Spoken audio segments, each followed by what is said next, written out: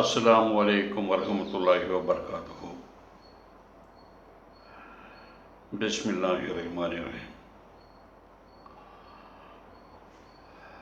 മരുഭൂമിയിലെ മഹാവസന്തം ഖലീഫ അബൂബക്കർ റളിയല്ലാഹു അൻഹു.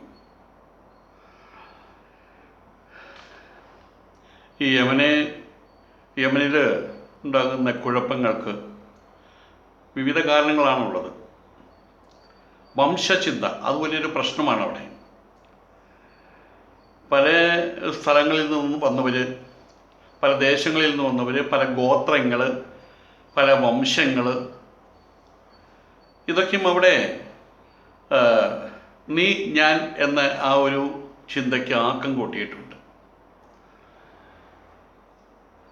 അവിടെയുള്ള അസ്വദ്, വ്യാജ പ്രവാചകനായിട്ടുള്ള അസ്വദ് അവിടെ ഭരിച്ചിരുന്ന ആള് അയാളെ വധിച്ചു. ആ ഉദ്യമത്തിന്, അദ്ദേഹത്തെ വധിക്കുന്നതിന് നേതൃത്വം നൽകിയ ആള് ഫൈറൂസ് ആയിരുന്നു. ഫൈറൂസ് എന്ന ആളായിരുന്നു. ഈ ഫൈറൂസിനെയാണ് ഖലീഫ അബൂബക്കർ സനായിലെ ഭരണത്തിൻ്റെ ചുക്കാൻ കയ്യിൽ കൊടുത്തത്. അദ്ദേഹത്തെയാണ് ഭരണമേൽപ്പിച്ചത്.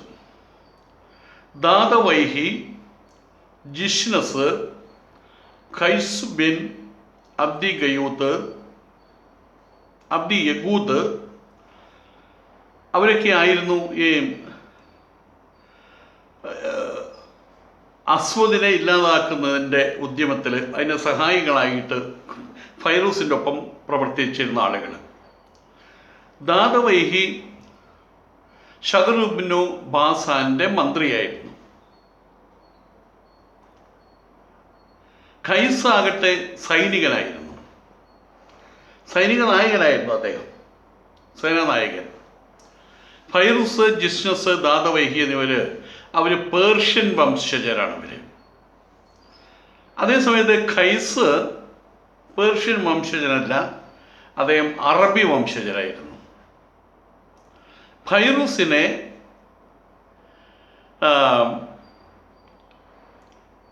ഖലീഫ അബൂബക്കർ മദീനയുടെ ഇസ്ലാമിക സാമ്രാജ്യത്തിൻ്റെ പ്രതിനിധിയായിട്ട്, സനായിലെ പ്രതിനിധിയായിട്ട് നിയമിച്ചത് അത് ഖൈസിന് അത്ര ഇഷ്ടപ്പെട്ടില്ല. കാരണം ഖൈസ് അറബി വംശജനാണ്, ഫൈറൂസ് ആകട്ടെ പേർഷ്യൻ വംശജനാണ്. ഖൈസ് അറബി വംശജൻ മാത്രമല്ല, ഹിമ്യർ രാജവംശത്തിലെ ഒരു അംഗം കൂടിയാണ്. അപ്പോൾ അദ്ദേഹത്തിന് കൂടുതൽ അവകാശമുണ്ട് എന്നൊരു തോന്നൽ അദ്ദേഹത്തിനുണ്ടായിരുന്നു. അതിൻ്റെ പേരിൽ ഉടലെടുത്തൊരു വിരോധമാണ് ഈ ഫൈറൂസിൻ്റെ നിയമനത്തെ ധിക്കരിക്കാൻ ഖൈസിനെ പ്രേരിപ്പിച്ചത്. അതുമാത്രമല്ല, ഫൈറൂസിൻ്റെ നിയമനത്തെ അംഗീകരിക്കാനുള്ള മനസ്സില്ല എന്നുള്ളത് മാത്രമല്ല, അത് വലിയൊരു ശത്രുതയ്ക്ക് കാരണമാകുകയാണ് ചെയ്തത്. മാത്രമല്ല, ഫൈറൂസിനെ ഇല്ലാതാക്കാൻ പോലും അദ്ദേഹം ചിന്തിച്ചു തുടങ്ങി. അത്രയും വലിയ ശത്രുത ഈ വംശചിന്തയുടെ പേരിൽ അവിടെ ഉടലെടുത്തു എന്നുള്ളതാണ് സത്യം. പക്ഷേ ഫൈറൂസിനെ അങ്ങനെ ഇല്ലാതാക്കാൻ പെട്ടെന്ന് കഴിയില്ല. അതിന് പല കാരണങ്ങളുമുണ്ട്. സനായിലും അതിന് തൊട്ടടുത്തുള്ള കൊച്ചു കൊച്ചു സ്ഥലങ്ങളിലും അവിടെ താമസിക്കുന്ന അബ്ന വിഭാഗത്തെ അവരെ ദേഷ്യം പിടിപ്പിക്കാനും അവരെ ശത്രുക്കളാക്കാനും അവർക്ക് തൻ്റെ നേരെ വിരോധം തോന്നിപ്പിക്കാനും ഉള്ള ശ്രമം അത് ഖൈസിന് അത്ര സന്തോഷപ്രദമായിട്ടുള്ള കാര്യമായിരുന്നില്ല. അത് അപകടമാകുമെന്ന് ഖൈസിന് മനസ്സിലായി. അങ്ങനെ വന്നു കഴിഞ്ഞാൽ അസ്വദിനുണ്ടായ അതേ ഗതി തന്നെയായിരിക്കും, ദുർഗതി തന്നെയായിരിക്കും തനിക്കും ഉണ്ടാകുക എന്നയാൾ സ്വാഭാവികമായിട്ട് ചിന്തിച്ചു, ഭയപ്പെട്ടു. അതിനാൽ യമനിൽ തന്നെ നിലകൊള്ളുന്ന മറ്റ് അറബി വംശജർ, താനൊരു അറബി വംശജനാണ്, ഖൈസ് ചിന്തിക്കുകയാണ് താനൊരു അറബി വംശജനാണ്, അങ്ങനെ മറ്റുള്ള അറബി വംശജരെ കൂടി പതുക്കെ പതുക്കെ അവരെ പാട്ടിലാക്കിയിട്ട് അവരെ തൻ്റെ കൂട്ടത്തിൽ ചേർത്ത് അവരോടും കൂടി സഹായം തേടിക്കൊണ്ട് പല കാര്യങ്ങളും ചെയ്യുക എന്നുള്ളതായിരിക്കും ബുദ്ധി എന്ന് അദ്ദേഹം മനസ്സിലാക്കി. ആ ഒരു തീരുമാനത്തിൻ്റെ പേരിൽ കൈസ് പ്രവർത്തനങ്ങളും ആരംഭിച്ചു. താൻ ഹിമ്യർ വംശത്തിലെ രാജവംശത്തിലൊരു അംഗം കൂടിയാണല്ലോ. ആയതുകൊണ്ട് തന്നെ അദ്ദേഹം ഹിമ്യർ വംശത്തിലെ പ്രധാനിയായിട്ടുള്ള വലിയൊരാളായിട്ടുള്ള ദിൽഖനായിൻ അദ്ദേഹത്തിന് ഇങ്ങനെ എഴുതി: അബ്നാവർഗം നാട്ടിന് ശല്യമാണ്, നിങ്ങളവരെ വിഗണിക്കുകയാണ് ചെയ്യുന്നത്, പ്രമത്തത നട്ടിക്കുന്നു. ഇനിയും അവരെ പൊറുപ്പിക്കാനാണ് ഭാവമെങ്കിൽ അവർ നിങ്ങളുടെ നാശത്തിന് കാരണക്കാരായിട്ട് മാറും. അതുകൊണ്ട് അവരുടെ നേതാക്കളെ അടക്കം വയ്ക്കണം, പറ്റുമെങ്കിൽ ഇല്ലാതാക്കണം. സാധാരണക്കാരായിട്ടുള്ള ആളുകളെ നാട് കടത്തുകയും വേണം. ഇതായിരുന്നു ഹിമ്യർ വംശപ്രധാനിയായിട്ടുള്ള ദിൽഖനായിന് ഖൈസ് എഴുതിയ കുറിപ്പ്. ദിൽഖന ഖൈസിൻ്റെ അഭ്യർത്ഥന കാര്യമായിട്ട് കൈക്കൊണ്ടില്ല. അദ്ദേഹത്തിന് നിഷ്പക്ഷ മനോഭാവമായിരുന്നു അദ്ദേഹത്തിനുണ്ടായിരുന്നത്. അത് വെച്ചുകൊണ്ട് അദ്ദേഹം ഖൈസിന് എഴുതി: ഇതിൽ ഞങ്ങൾക്കൊരു കാര്യവുമില്ല, താങ്കൾ അവരുടെയും അവർ താങ്കളുടെയൊക്കെ സ്വന്തക്കാരാണല്ലോ, ഇതിൽ ഞങ്ങൾക്ക് എന്താണ് കാര്യം? ഇതാണ് മറുപടി കൊടുത്തത്. മറ്റുള്ള രാജ്യങ്ങളിലേക്ക് ഇസ്ലാം അഥവാ മുസ്ലിങ്ങൾ നേടിക്കൊണ്ടിരിക്കുന്ന മുന്നേറ്റം, ആ മുന്നേറ്റമാണ് ദിൽഖനായിനെ ഇങ്ങനൊരു നിഷ്പക്ഷ ഭാവം കൈക്കൊള്ളാൻ, അതിൻ്റെ പേരിലൊരു നിസ്സംഗത കൈക്കൊള്ളാൻ അദ്ദേഹത്തിന് കാരണമായത്, അദ്ദേഹത്തിനെ പ്രേരിപ്പിച്ചത് അതാണ്. അബ്രാം വംശത്തിൻ്റെ വിഭാഗത്തിൻ്റെ ഇസ്ലാമിനോടുള്ള പ്രതിബദ്ധത, മദീനയുമായിട്ടുള്ള അവരുടെ വളരെ ദൃഢതരമായിട്ടുള്ള ബന്ധം, ഇതിനെക്കുറിച്ചൊക്കെ ദിൽഖനായിന് നന്നായിട്ട് അറിയാം. അയൽ ദേശങ്ങളിലൊക്കെ വിജയം കൊയ്ത് വരികയാണ് മുസ്ലിം സൈന്യം. ആ മുസ്ലിം സൈന്യത്തിൻ്റെ പടയൊരുക്കവും സൈനിക മുന്നേറ്റങ്ങളും സംബന്ധിച്ച് കിട്ടിക്കൊണ്ടിരിക്കുന്ന വാർത്ത തൻ്റെ മുന്നോട്ടുള്ള സമീപനത്തിൽ താൻ കൈക്കൊള്ളേണ്ടുന്ന കാര്യങ്ങൾ, അതിനെക്കുറിച്ചുള്ള ചിന്ത വളരെ സൂക്ഷ്മമായിട്ട് അങ്ങനെ ഒരു ചിന്ത വെച്ച് പുലർത്താൻ അദ്ദേഹത്തിനെ പ്രേരിപ്പിക്കുന്നുണ്ടായിരുന്നു. അബ്നാവ് വംശജർക്ക് വിരുദ്ധമായിട്ട് നീങ്ങുന്നത് ഇത്തരുണത്തിൽ ഒട്ടും ഗുണകരമായിരിക്കില്ല. കാരണം ഇന്നല്ലെങ്കിൽ നാളെ അവരുടെ മുന്നേറ്റം ഈ പറയുന്ന യമനെയും കീഴടക്കിയെന്ന് വരാം. അങ്ങനെ വരുമ്പോൾ സ്വാഭാവികമായിട്ട് അവരെന്ത് ചെയ്യും? പകരം വീട്ടും. അവരെ ദ്രോഹിച്ചവരുടെ പകരം വീട്ടും. എന്തിനു വേണ്ടിയിട്ടാണ് ഇന്നത്തെ ഒരു സാഹചര്യത്തിൽ ആവശ്യമില്ലാത്ത ഒരു ഇടപെടൽ ഞാൻ നടത്തുന്നത്?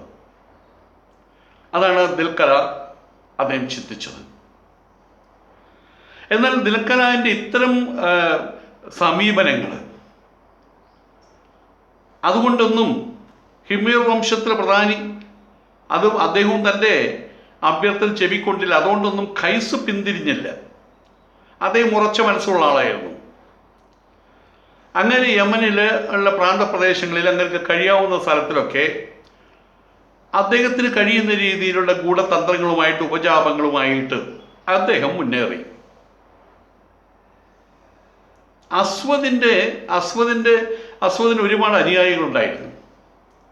ആ അനുയായികളിൽ ശേഷിച്ചു നിൽക്കുന്ന ആളുകൾ ഇനിയും സംസാരിക്കാൻ കഴിവില്ലാതെ, പ്രതികരിക്കാൻ കഴിവില്ലാതെ, എന്നാൽ അസ്വദിനോട് താല്പര്യം വെച്ച് പുലർത്തുകയും ചെയ്യുന്ന ആളുകളോട് അദ്ദേഹം ബന്ധം പുലർത്തി തുടങ്ങി. അവരോട് പറഞ്ഞു, തന്നെ പിന്തുണയ്ക്കുക, താൻ അസ്വദിനെ ഇഷ്ടപ്പെടുന്നു. അസ്വദിനെ കൊന്നവനാണ് കൈസ്. പക്ഷേ ഫൈറൂസിനോടുള്ള ദേഷ്യം കൊണ്ട് അദ്ദേഹം ഇങ്ങനെ പറയാൻ തുടങ്ങി, തന്നെ പിന്തുണയ്ക്കുക, തൻ്റെ പിന്നിൽ അണിനിരന്നുകൊണ്ട് പരദേശിയായികളായിട്ടുള്ള അബ്ന വർഗത്തെ ആട്ടിപ്പുറത്താക്കി നാടിനെ ശുദ്ധീകരിക്കാനുള്ള യജ്ഞത്തിൽ നിങ്ങൾ എന്നെ സഹായിക്കണം. ഇതാണ് കൈസിൻ്റെ അഭ്യർത്ഥനയുടെ സ്വരൂപം. പക്ഷേ അസ്വദ് കൈക്കൊണ്ടിരുന്നത് ഇതേ രീതിയായിട്ടും അസ്വദിൻ്റേതും. അദ്ദേഹം ഇതേ തന്ത്രമാണ് പ്രയോഗിച്ചിരുന്നത്. ചുറ്റുമുള്ള ആളുകളുടെ അവരുടെ വികാരത്തെ ഇളക്കി വിടുക. അതിൽ കുറേയെങ്കിലും വിജയിച്ചതുകൊണ്ടാണ് അസ്വദിന് അവിടെ കുറച്ചു കാലം വാഴാൻ കഴിഞ്ഞത്. അതുകൊണ്ട് തൻ്റെ ഈ സംരംഭം ബുദ്ധിപൂർവമാണെന്ന് അയാൾ സ്വയം ചിന്തിച്ചു. ഇതിന്നല്ലെങ്കിൽ നാളെ വിജയിക്കും എന്നും ഖൈസിന് ഉറപ്പുണ്ടായിരുന്നു. അതുകൊണ്ട് ഇത്തരം ഉപജാപങ്ങളിൽ നിന്ന് വിട്ടുനിൽക്കാൻ ഖൈസ് ഇഷ്ടപ്പെട്ടില്ല. ഈ പറയുന്ന വിഭാഗക്കാർ അസ്വദിനെ ഇപ്പോഴും സ്നേഹിച്ചുകൊണ്ടിരിക്കുന്ന വിഭാഗക്കാർ പലതവണ അവരെ സമീപിച്ച് തൻ്റെ കാര്യങ്ങൾ പറഞ്ഞത് വഴി അവരെല്ലാവരും അവസാനം ഖൈസിൻ്റെ പ്രവർത്തനത്തിനോടൊപ്പം ചേരാൻ സമ്മതം മൂടി. അവർ ഖൈസിനെ അറിയിച്ചു, ഞങ്ങൾ താങ്കളോടൊപ്പം ചേരും, ഉടനെ തന്നെ അതിനായിട്ട് അവിടെ എത്തുന്നുണ്ട് എന്നറിയിച്ചു. ഖൈസ് ഈ ഉപജാപങ്ങൾ, ഈ ഗൂഢതന്ത്രങ്ങൾ പയറ്റുന്ന സമയത്ത് അത് വളരെ പരമരഹസ്യമായിട്ടാണ് ഇത് നടത്തിക്കൊണ്ടിരുന്നിരുന്നത്. അതുകൊണ്ട് സനാവാസികൾ ആ കാര്യം തീരെ ഒട്ടും അറിഞ്ഞിട്ടുണ്ടായിരുന്നില്ല. കലാപകാരികൾ പിന്നീട് നാട്ടിൽ കടന്നു വന്നപ്പോൾ, അവർക്കെതിരെ തിരിഞ്ഞപ്പോൾ മാത്രമാണ് ഇങ്ങനൊരു കാര്യം ഇവിടെ നടന്നു വന്നിരുന്നു എന്നുള്ള കാര്യം അവരറിയുന്നത്, സനാവാസികൾ അറിയുന്നത്. അപ്പോഴാണ് അവർ ആലോചിക്കാൻ തുടങ്ങുന്നത്, ഇനി എന്താണ് ചെയ്യേണ്ടത് എന്ന് ആലോചിക്കാൻ തുടങ്ങുന്നത്. കലാപകാരികൾ തങ്ങളുടെ ശത്രുക്കളുടെ ആഗമനം സംബന്ധിച്ച് കേട്ടറിഞ്ഞുകൊണ്ട് ഭയപ്പെട്ട് വിഭ്രാന്തി പൂണ്ട് ഓടിയെത്തിയതാണെന്നും ഭാവി കാര്യങ്ങൾ എങ്ങനെയൊക്കെ കൈയാളണം എന്ന് ആലോചിക്കാനാണ് വന്നിരിക്കുന്നത് എന്നുമുള്ള നാട്യേന ഖൈസും ഫൈറൂസിൻ്റെ ചാരത്തണഞ്ഞ് നിൽക്കുകയാണ്. കാരണം അദ്ദേഹത്തെ തെറ്റിദ്ധരിക്കാൻ പാടില്ലല്ലോ. ഖൈസ് മുഖാന്തരമാണ് ഇത്തരം കലാപമുണ്ടായത് എന്ന് തൽക്കാലം ഫൈറൂസ് തെറ്റിദ്ധരിക്കാൻ പാടില്ല. അതുകൊണ്ട് ശത്രുതയെ വരുന്നു, എനിക്ക് ഭയമുണ്ട്, അവർ നമ്മളെ കീഴ്പ്പെടുത്തും, അവരുടെ ഭാവി കാര്യങ്ങൾ എങ്ങനെ തീരുമാനിക്കണം അതിനെക്കുറിച്ച് നമ്മൾ പര്യാലോചിക്കേണ്ടതുണ്ട്. ഈയൊരു തന്ത്രമാണ് ഫൈറൂസിൻ്റെ അടുത്ത് ഖൈസ് പയറ്റിയത്. അയാൾ ഇതേപോലെ ദാദവൈഹിയെ പോയി കണ്ടു. അപ്പോഴും അവരെ എങ്ങനെ ഉപായത്തിൽപ്പെടുത്തി കൊല്ലാം എന്ന ദുഷ്ടചിന്തയായിരുന്നു ഖൈസിൻ്റെ ഉള്ളിൽ, അന്തരംഗത്തിൽ അതാണുള്ളത്. ദാദവൈഹിയെയും അതുപോലെ ഫൈറൂസിനെയും എങ്ങനെ ഇല്ലാതാക്കാം, ആ ചിന്തയാണ് അദ്ദേഹത്തിനുള്ളത്. ഖൈസ് ഇരുവരെയും ജസ്റ്റിനസിനോടൊപ്പം അടുത്ത ദിവസം കാലത്ത് ആഹാരത്തിനായിട്ട് അദ്ദേഹത്തിൻ്റെ ഭവനത്തിലേക്ക് ക്ഷണിച്ചു. അന്നത്തെ രാത്രി അങ്ങനെ കഴിഞ്ഞു. പിറ്റേ ദിവസം പ്രഭാതമായി. എല്ലാവരും തന്നെ നേരത്തെ തന്നെ അധികാലത്ത് എല്ലാവരും വരുന്നതിന് മുമ്പ് തന്നെ ദാദവൈഹി ഖൈസിൻ്റെ വീട്ടിലെത്തി. താൻ എവിടെയാണ് എത്തിയതെന്ന് ദാദവൈഹിക്ക് ശരിക്കും അറിയാൻ കഴിയുമായിരുന്നില്ല. തന്നെ കൊല്ലാൻ, തന്നെ ഇല്ലാതാക്കാൻ ശ്രമിക്കുന്ന തൻ്റെ കശാപ്പുകാരനായിട്ട് അവതരിച്ച് ഖൈസിൻ്റെ വീട്ടിലേക്കാണ് തന്നെ വന്നതെന്നുള്ള വിവരം അദ്ദേഹത്തിന് ഒട്ടുപോലും അറിയുമായിരുന്നില്ല. ദാദവൈഹി അവിടെ വെച്ച് കൊല്ലപ്പെടുകയാണ് ഉണ്ടായത് ഖൈസിനാൽ. പിന്നീടാണ് ഫൈറൂസ് വരുന്നത്. അകത്ത് ഈ ഖൈസ് എന്ന തന്ത്രശാലി അദ്ദേഹത്തിൻ്റെ സ്വന്തക്കാരുമായിട്ട് നടത്തിക്കൊണ്ടിരിക്കുന്ന രഹസ്യ ഭാഷണത്തിൻ്റെ ഉള്ളുകള്ളികൾ എങ്ങനെയോ ഫൈറൂസിന് മനസ്സിലാക്കാൻ കഴിഞ്ഞു. അതറിഞ്ഞ ഉടനെ തന്നെ ഫൈറൂസ് സ്ഥലം വിട്ടു. പോകുന്ന വഴിക്ക് ജഷ്യസിനെ കണ്ടു. ഈ നടന്ന കാര്യങ്ങൾ, ഈ കലാപത്തിൻ്റെ യഥാർത്ഥത്തിലുള്ള കാരണങ്ങൾ, അതിൽ ഖൈസിൻ്റെ പങ്ക്, ഇതെല്ലാം ജഷ്യസിനെ അദ്ദേഹം അറിയിച്ചു. വഴിക്ക് വെച്ച് കണ്ടപ്പോൾ ജഷ്യസിനെ അറിയിച്ചു. ഏതായാലും ഇനി ഓടി ഒളിക്കുകയേ മാർഗമുള്ളൂ. ഓടി ഒളിച്ച് അതിനൊരു ഇടം തേടിയിട്ട് അവർ ഓടി. പക്ഷേ ഖൈസിൻ്റെ ഭടന്മാർ രഹസ്യമായിട്ട് അവരെ പിന്തുടരുന്നുണ്ടായിരുന്നു. പക്ഷെ എന്തോ ആ ഭടന്മാർക്ക് പിടികൊടുക്കാതെ രക്ഷപ്പെട്ടതുകൊണ്ട് ഭടന്മാർക്ക് നിരാശരായിട്ട് തിരിച്ചു പോരേണ്ടി വന്നു. ഭടന്മാരുടെ ഈ പരാജയമാകട്ടെ ഖൈസിന് അവരോടുള്ള വിരോധം തോന്നാൻ വലിയ കാരണമാകുകയും ചെയ്തു. ഫൈറൂസും ജഷ്യസും രക്ഷപ്പെട്ട് ഓടി വന്നത് ഖൗലാൻ കുന്നുകളിലാണ്. അവിടെ കുറച്ചുകൂടി സുരക്ഷിതത്വമുണ്ടെന്ന് ഫൈറൂസിന് ബോധ്യമായി. കാരണം ഫൈറൂസിൻ്റെ മാതുലന്മാർ, അമ്മാവന്മാർ അവിടുത്തുകാരായിരുന്നു, അവിടെ ഉണ്ടായിരുന്നു. പക്ഷേ അവിടെയും തങ്ങൾ സുരക്ഷിതനാണോ എന്നവർക്ക് ഉറപ്പുണ്ടായിരുന്നില്ല. തങ്ങളൊരു രക്ഷാകേന്ദ്രത്തിനാണ് എത്തിപ്പെട്ടത്.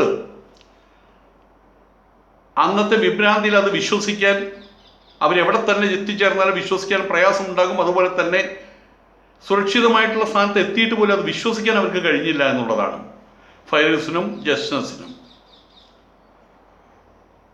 ഖൈസ് ഇതേ തുടർന്ന് അസനായിൽ എല്ലായിടത്തും വലിയ രീതിയിലുള്ള കലാപം പടർത്തിവിട്ടു. ആ നാട് പരിപൂർണമായിട്ടും തൻ്റെ പിടിയിൽ ഒതുങ്ങിയെന്ന് ബോധ്യമായപ്പോൾ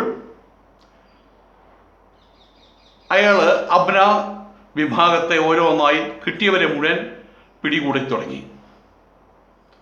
ആ പിടികൂടിയവരെ മൂന്നായിട്ട് തരംതിരിച്ചു. ഒന്ന്, അനുകൂലിക്കുന്ന വിഭാഗം, നാട്ടിൽ തന്നെ കഴിഞ്ഞുകൂടണം, അവിടുന്ന് പോകാൻ താല്പര്യമില്ലാത്ത ഒരു വിഭാഗം. അവർ ഫൈറൂസിനെ തള്ളി പറയാൻ തയ്യാറായി. അവർക്ക് പണ്ടേ പോലെ നാട്ടിൽ താമസിക്കാൻ അവർക്ക് അനുവാദവുമുണ്ട്. ഫൈറൂസിനെ തുടർന്ന് നാട് വിട്ടവരാണ് രണ്ടാമത്തെ വിഭാഗം. അവരുടെ സന്താനങ്ങളെയും ആശ്രിതരെയും രണ്ടായിട്ട് വിഭജിച്ചു. ഒരു വിഭാഗത്തെ ഏഡൻ കടൽ തീരത്തേക്ക് അവിടെ കൊണ്ടുപോയി, അവിടെ കടലിൽ തള്ളുകയായിരുന്നു. അങ്ങനെ അവരില്ലാതാക്കുകയായിരുന്നു അവരുടെ ഉദ്ദേശം. രണ്ടാമത്തെ വിഭാഗത്തെ യൂഫ്രട്ടീസ് നദിയുടെ പതന സ്ഥലത്തേക്ക്, കടലുമായിട്ട് ചേരുന്ന സ്ഥലത്തേക്ക് നയിച്ച് അവിടെ നിന്ന് ഉരുക്കളിലും കൊച്ചു കൊച്ചു കപ്പലിലുമായിട്ട്, പായക്കപ്പലുകളിലുമായിട്ട് പേർഷ്യയിലേക്ക് കയറ്റിവിട്ടു. ഇനി അവരിൽ ഒരാൾ പോലും ഈ നാട്ടിൽ കടന്നു പോകരുത്, കടന്നു പോയി കഴിഞ്ഞാൽ വലിയ ശിക്ഷ നൽകുമെന്നുള്ള ഉഗ്രശാസനവും നൽകുകയുണ്ടായി. അബൂബക്കറിൻ്റെയും ഖൗലാൻ വംശജരുടെയും സഹായത്തോടെ ഫൈറൂസ് താങ്കളെ എതിരിടാൻ വരുന്നു എന്ന് കേട്ടല്ലോ. ഫൈറൂസിനോട് ആരോ ചോദിച്ചു. അദ്ദേഹത്തിന് അത് കാര്യമായിട്ടെടുക്കാൻ തോന്നിയില്ല. ഖൈസിന് അദ്ദേഹത്തിന് പുച്ഛമാണ് തോന്നിയത്. ആ പുച്ഛരസത്തോട് കൂടിയിട്ട്, അഹങ്കാരത്തോട് കൂടിയിട്ട് അദ്ദേഹം ഒരു മറുചോദ്യമാണ് ചോദിച്ചത്. ഖൈസിന്റെ മറുപടി അതായിരുന്നു, ഒരു മറുചോദ്യമായിരുന്നു. എന്ത് ഖൗലാൻ, എന്ത് ഫൈറൂസ്, അവരെത്തിപ്പെട്ട സങ്കേതം ഏതാണ്? ഈ ചോദ്യമാണ് അയാൾ തൊടുത്തുവിട്ടത്, ഉത്തരമായിട്ട് തൊടുത്തുവിട്ടത്. സ്വന്തം വംശജർക്കേറ്റ മാനഹാനി, അവരുടെ സ്വാതന്ത്ര്യത്തിന് വന്ന നഷ്ടം, അത് കണ്ടില്ലെന്ന് നടിക്കാൻ ഫൈറൂസിന് കഴിയുമായിരുന്നില്ല. അദ്ദേഹം ഇസ്ലാമിൽ അടിയുറച്ചു നിന്ന മുഴുവൻ ഗോത്രങ്ങളുടെയും സഹായം തേടി. അവർ സഹായിക്കാൻ തയ്യാറുമായിരുന്നു. ബനു ഉഖൈൽ, അഖ് എന്നീ കുടുംബാംഗങ്ങൾ ഫൈറൂസിൻ്റെ പിന്നിൽ അടിനിരന്നു. സനായിൻ്റെ അതിർത്തി ദേശത്ത് വെച്ച് ഖൈസുമായിട്ട് അവർ നേരിട്ട് ഏറ്റുമുട്ടുകയും ചെയ്തു. ഖൈസ് അവിടെ വലിയ തോൽവിയെ ഏറ്റുവാങ്ങി. അദ്ദേഹം യുദ്ധക്കളത്തിൽ നിന്ന് ഒളിച്ചോടുകയാണ് ഉണ്ടായത്. അങ്ങനെ ഫൈറൂസ് ഒരിക്കൽ കൂടി സനായിൽ അധികാരത്തിൽ ആസനസ്ഥനായി. അങ്ങനെ ദേശഭക്തിയുടെ കപടത,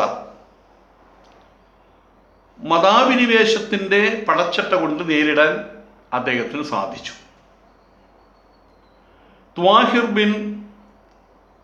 ത്വാഹിറുബ്നു അബിഹാലയെ നിയോഗിച്ചുകൊണ്ട് അബൂബക്കറും ഖലീഫ അബൂബക്കറും ആ ഒരു സമയത്ത് ഫൈറൂസിനെ സഹായിച്ചിട്ടുണ്ടായിരുന്നു എന്നത് മറ്റൊരു കാര്യം. മദീനയുടെ സഹായം ഫൈറൂസിനുണ്ടായിരുന്നു. അതാണ് അദ്ദേഹത്തിന് വീണ്ടും അദ്ദേഹത്തിന് ദേശത്തെ തിരിച്ചു പിടിക്കാൻ സാധിച്ചത്. അൽഹംദുലില്ലാഹ്.